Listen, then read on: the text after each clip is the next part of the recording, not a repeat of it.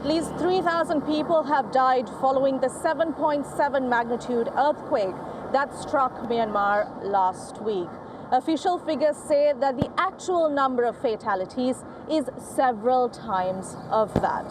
When Myanmar called out for help, India was amongst some of the few first responders that reached out in terms of medical aid and supplies, as well as assisting in relief efforts in several parts of the country. Here's more.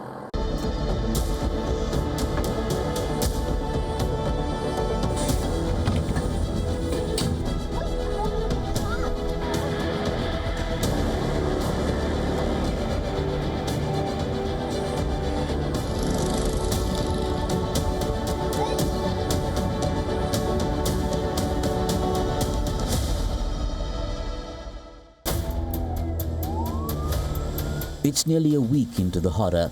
Myanmar struggles to even come to terms with the persisting nightmare.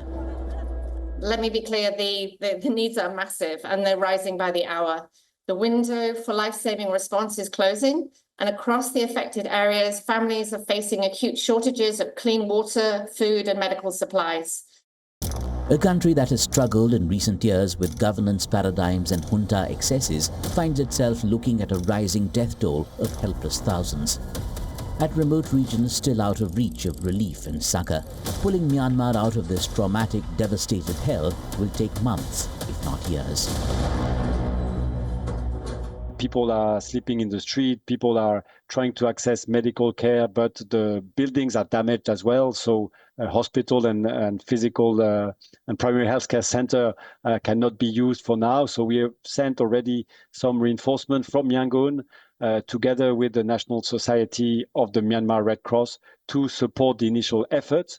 And we know also that we've seen the Chinese response, including the search and rescue teams that are still active in the first few days. We hope to find more survivors, and also the support given by the Chinese Red Cross Society that is integrated in the general effort. Operation Brahma was launched within hours of the big quake. As of April 2nd, 6 Indian aircraft and 5 naval ships have delivered 665 metric tons of humanitarian aid and disaster relief material. Tents, blankets, sleeping bags, food packets, hygiene kits, generators, essential medicines have been flown in. An Indian Army field hospital team with over 60 tons of supplies, rapidly deployable surgical and medical shelters, water sanitation and hygiene services, and most importantly, women and childcare services are operating on the ground.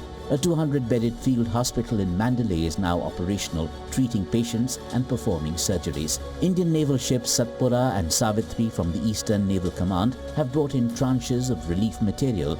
INS Karmuk and INS Ghadial are to deliver 500 metric tons of food aid, including rice, cooking oil, biscuits and more, intended to meet immediate food needs.